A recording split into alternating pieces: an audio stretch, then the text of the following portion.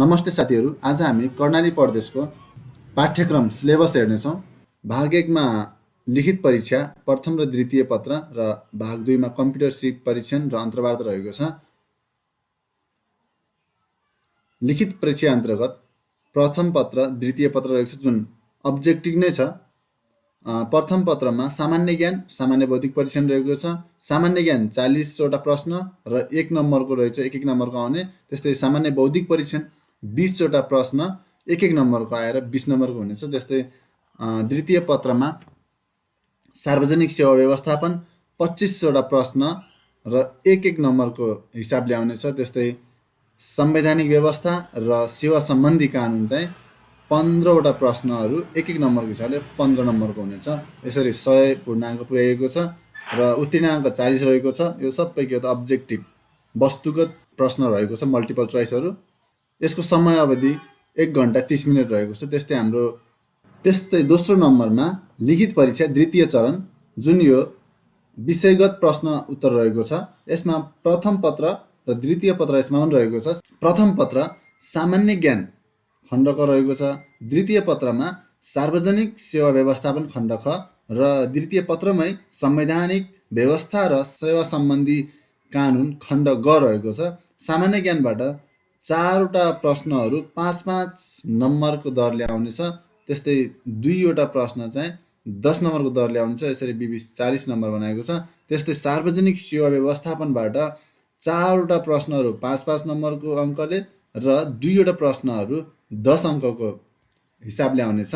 त्यस्तै संवैधानिक व्यवस्था र सेवा सम्बन्धी कानुनबाट 2 वटा प्रश्नहरू 5-5 नम्बरको हिसाबले आउनेछ भने एउटा प्रश्न 10 नम्बरको आउनेछ।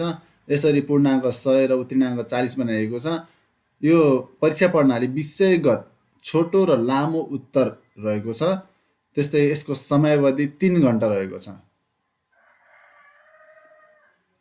यस्तै कम्प्युटर अन्तिम चरण कम्प्युटर सिप परीक्षण, कम्प्युटर स्किल टेस्ट र अन्तर्वार्ता रहेको छ। कम्प्युटर सिप परीक्षणमा पूर्णाङ्क 10 नम्बरको, व्यक्तिगत अन्तर्वार्तामा पूर्णाङ्क 30 नम्बरको रहेको छ। परीक्षा प्रणाली प्रयोगात्मक 20 मिनट, मौखिक त समयावधि रहेको छैन। त्यस्तै कम्प्युटर सिप परीक्षण पूर्णाङ्क 10, विषयवस्तु शीर्षकहरू देवनागरी टाइपिङ 2.5 अङ्कको 5 मिनट समय रहेको छ। त्यस्तै इङ्ग्लिस टाइपिङ 2.5 अङ्क 5 मिनट समय। त्यस्तै वर्ड प्रोसेसिङ 2.5 अङ्क र इलेक्ट्रोनिक स्प्रेडसिट 2.5 अङ्क। यसरी 10 मिनट दिएको छ यसको लागि। जम्मा अङ्कभार 10 रहेको छ भने समयावधि 20 मिनट रहेको छ कम्प्युटर सिप परीक्षणको लागि। त्यस्तै हेर्न सक्नुहुन्छ साथीहरूले। प्रथम पत्र सामान्य ज्ञान र सामान्य बौद्धिक परीक्षणको टपिकहरू पनि हेर्न सक्छौँ हामी। त्यस्तै सामान्य ज्ञानमा 1.1 मा ब्रह्माण्ड सम्बन्धी जानकारी रहेको छ। त्यस्तै 1.2 मा विश्वको भूगोल, यसभित्र महादेश महासागर यिनीहरू पर्दछन्। त्यस्तै 1.3 मा नेपालको भूगोल सम्बन्धी सम्पूर्ण जानकारीहरू र 1.4 मा विश्वको इतिहास, 1.5 मा रहेको छ नेपालको इतिहास। त्यस्तै 1.6 मा नेपालको आर्थिक अवस्थाभित्र चाहिँ कर्णाली प्रदेशमा पाइने खाद्यान्न बाली कर्णाली प्रदेशको विशेष हेर्नुपर्ने छ यसमा। त्यस्तै विज्ञान सूचना तथा सञ्चार प्रविधि र स्वास्थ्य रहेको छ। यसमा दैनिक जीवनमा उपयोगी र हानिकारक रसायनहरू, सूचना तथा सञ्चार प्रविधि रहेको छ। जीवाणु विषाणु रोग र खोप, स्वास्थ्य खाद्य पोषण र सरसफाइ रहेको छ। त्यस्तै 1.8 मा पारिस्थितिक पद्धति र वातावरण सम्बन्धी रहेको छ। त्यस्तै 1.9 मा अन्तर्राष्ट्रिय सम्बन्ध तथा सङ्घ संस्था रहेको छ।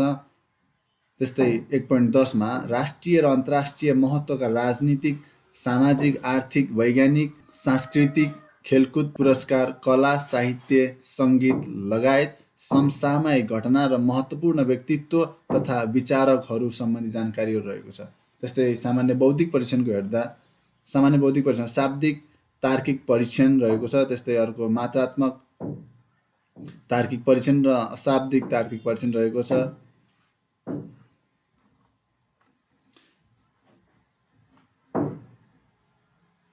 शाब्दिक तार्किक परीक्षणमा बोध क्षमता, अनुक्रम, श्रेणीक्रम, समरूपता, वर्गीकरण, कोडिङ डिकोडिङ, छोडिएका अक्षर मिलाउने, दिशा र दूरी, तार्किक विश्लेषण आगमन निगमन रहेको छ भने मात्रात्मक तार्किक परीक्षणमा अङ्कगणितीय कार्य प्रतिशत दशमलव अनुपात औसत समय र काम रहेको छ। त्यस्तै 2.3मा यसको अशाब्दिक तार्किक परीक्षण अन्तर्गत अनुक्रम समरूपता वर्गीकरण तार्किक चित्रात्मक विश्लेषण भेन चित्र मैट्रिक्स चित्र त्रिभुज र वर्गहरूको गणना चित्र वा आकृति विश्लेषण पानीमा देखिने आकृति ऐनामा देखिने आकृति आदि विषयवस्तुहरू रहेका छन्। सामान्य ज्ञान खण्डमा 1.1बाट 2वटा प्रश्न 1.2बाट 2टा प्रश्न 1.3बाट 4वटा प्रश्न 1.4बाट एउटा प्रश्न 1.5बाट 6वटा प्रश्न 1.6बाट 6वटा प्रश्न 1.7बाट 7वटा प्रश्न 1.8बाट 7वटा प्रश्न 1.9बाट 3वटा प्रश्न 1.10बाट 2वटा प्रश्न रहेको छ भने सामान्य बौद्धिक परीक्षणमा 2.1बाट 7वटा 2.2बाट 6वटा र 2.3बाट 7वटा प्रश्न आउने भएको छ। त्यस्तै सार्वजनिक सेवा व्यवस्थापन अन्तर्गत द्वितीय पत्र हेर्दा हामीले चाहिँ के छ भने यसमा 1 नम्बर कार्यालय सञ्चालन तथा व्यवस्थापन कार्यालय सञ्चालन सम्बन्धी के रहेको छ भने प्रदेश र स्थानीय तहको सङ्गठन संरचना। त्यस्तै अर्को टपिक रहेको छ कार्यालय र कार्यालय व्यवस्थापनको अवधारणा र महत्त्व अभिलेख व्यवस्थापनको परिचय उद्देश्य आवश्यकता र महत्त्व कार्यालयमा सञ्चारको महत्त्व प्रकार र माध्यम कार्यालयमा व्यवस्थापन सूचना प्रणालीको आवश्यकता र महत्त्व कार्य विवरण र अधिकार प्रत्योजन पत्र व्यवहार टिप्पणी प्रस्ताव र प्रतिवेदन लेखन बैठक व्यवस्थापन र निर्णय लेखन। त्यस्तै अन्तिममा छ समूह कार्य वातावरण कार्य संस्कृति र उत्पादकत्व। त्यस्तै व्यवस्थापनमा रहेको छ 1.2मा 1.2को व्यवस्थापनमा रहेको छ व्यवस्थापनको परिचय अवधारणा उद्देश्य क्षेत्र र कार्यहरू सार्वजनिक प्रशासनको अवधारणा र नवीनतम आयामहरू आन्तरिक नियन्त्रण प्रणाली अवधारणा उद्देश्य र स्थानीय तहको आन्तरिक नियन्त्रण प्रणाली। त्यस्तै अर्को रहेको छ व्यवस्थापनका विविध पक्ष नेतृत्व निर्णय उत्प्रेरणा मनोबल समय व्यवस्थापन परिवर्तन व्यवस्थापन द्वन्द्व व्यवस्थापन विपद व्यवस्थापन रहेको छ।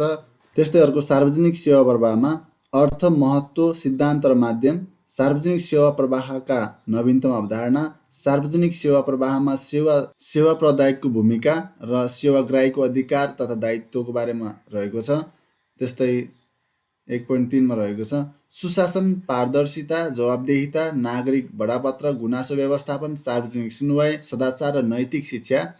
त्यस्तै अर्को रहेको छ नेपालमा योजनाबद्ध विकास अवधारणा नेपालका आवधिक योजनाहरू चालु योजना कर्णाली प्रदेशको प्रथम पञ्चवर्षीय योजनाको लक्ष्य तथा उद्देश्यहरू रहेको छ भने अर्को लेखामा रहेको छ। अब 2 नम्बरमा लेखा प्रणाली र लेखा परीक्षण प्रणालीमा लेखा प्रणाली एउटा रहेको छ लेखा प्रणालीको परिचय र सिद्धान्त रहेको छ।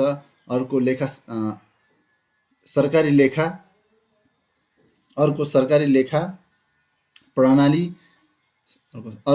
लेखा प्रणाली सम्बन्धी जानकारी रहेको छ। त्यस्तै आर्थिक सङ्केत तथा वर्गीकरण र व्याख्या रहेको छ। अर्को बजेट अवधारणा प्रदेश र स्थानीय तहको बजेट तर्जुमा र कार्यान्वयन रहेको छ। अर्को त्यस्तै सार्वजनिक खर्च लेखाङ्कन र वित्तीय प्रतिवेदन रहेको छ। अर्को लेखा फारम गोसरा बाउचर बैंक नगदी किताब बजेट सिट खर्चको फाँटवारी पेस्की बाँकीको विवरण सम्बन्धी जानकारी रहेको छ। सरकारी वित्त प्रणाली रहेको छ। त्यस्तै अर्को छ विभाज्य कोष सम्बन्धी जानकारी अर्को छ सरकारी कारोबार निर्देशिका सम्बन्धी जानकारी। 2.2मा रहेको छ लेखा परीक्षण प्रणालीमा लेखा परीक्षणको परिचय उद्देश्य एवं आधारभूत सिद्धान्त। त्यस्तै अर्को रहेको छ प्रदेश र स्थानीय तहको आन्तरिक लेखा परीक्षण। अर्को रहेको छ लेखा परीक्षण सम्बन्धमा महालेखा परीक्षकको काम कर्तव्य र अधिकार। अर्को छ बेरुजु फर्च्योट र सम्परीक्षण सम्बन्धी जानकारी प्रदेश र स्थानीय तहको बेरुजु व्यवस्थापन सरकारी लेखा परीक्षण मानको परिचय लेखा परीक्षणका नवीन अवधारणा जोखिममा आधारित लेखा परीक्षण विज्ञान लेखा परीक्षण। त्यस्तै जिन्सी राजस्व र धरौटी श्रेष्ठता प्रणाली रहेको छ। अब हामी हेर्नेछौँ संवैधानिक व्यवस्था र सेवा सम्बन्धी कानुनहरू के रहेको छ। यसमा संवैधानिक व्यवस्था र सेवा सम्बन्धी कानुनहरू नेपालको संविधान नागरिकता मौलिक हक र कर्तव्य राज्यका निर्देशित सिद्धान्त नीति तथा दायित्व राज्यको संरचना राज्य शक्तिको बाँडफाँड र अनुसूचीमा रहेका अधिकारका सूचीहरू आर्थिक कार्य प्रणाली सङ्घीय प्रदेश र स्थानीय तह अन्तर्गतका। त्यस्तै कार्यपालिका, व्यवस्थापिका, न्यायपालिका। त्यस्तै अर्को रहेको छ सङ्घ, प्रदेश र स्थानीय तह बीचको अन्तर सम्बन्धको बारेमा थाहा पाउनुपर्ने छ। अर्को रहेछ कानुन सम्बन्धी। कानुन अन्तर्गत के पर्दछन् त? कानुनको अर्थ, महत्त्व र स्रोतहरू। त्यस्तै प्रदेश र स्थानीय तहको कानुन निर्माण प्रक्रिया। त्यस्तै सेवा सम्बन्धी कानुनहरू के रहेको छन् त? स्थानीय विशेष ध्यान दिनुपर्ने कुराहरू रहेको छ यो। स्थानीय सरकार सञ्चालन ऐन 2074 सम्बन्धी। त्यस्तै सार्वजनिक खरिद ऐन 2063 र सार्वजनिक खरिद नियमावली 2064 रहेको छ। त्यस्तै अर्को आर्थिक कार्यविधि तथा वित्तीय उत्तरदायित्व ऐन 2076 र आर्थिक कार्यविधि तथा वित्तीय उत्तरदायित्व नियमावली 2077 रहेको छ। त्यस्तै अन्तर सरकारी वित्त व्यवस्थापन ऐन 2074। अर्को रहेको छ निजामती सेवा ऐन 2049 र निजामती सेवा नियमावली 2050। त्यस्तै सुशासन ऐन 2064 र सुशासन नियमावली 2065 रहेको छ। त्यस्तै सूचनाको हक सम्बन्धी ऐन 2064 र सूचनाको हक सम्बन्धी नियमावली 2065 रहेको छ। भ्रष्टाचार निवारण ऐन 2059, स्थानीय प्रशासन ऐन 2028, प्रदेश लोक सेवा आयोग ऐन 2075 कर्णाली प्रदेशको रहेको छ। त्यस्तै कर्णाली प्रदेश आर्थिक कार्यविधि ऐन 2074 र कर्णाली प्रदेश आर्थिक कार्यविधि नियमावली 2075 रहेको छ। त्यस्तै अर्को अन्तिममा रहेको छ कर्णाली प्रदेश सुशासन ऐन 2076 रहेको छ। साथीहरू, कर्णाली प्रदेशको कार्यक्रम यही नै रहेको थियो। साथीहरू, अर्को भिडियोमा भेट्नेछौँ। यदि तपाईँलाई भिडियो मन पर्यो भने लाइक, कमेन्ट, सेयर अनि सब्सक्राइब गर्नुहोला र नजिकैमा रहेको बेल आइकनलाई पनि प्रेस गर्नुहोला।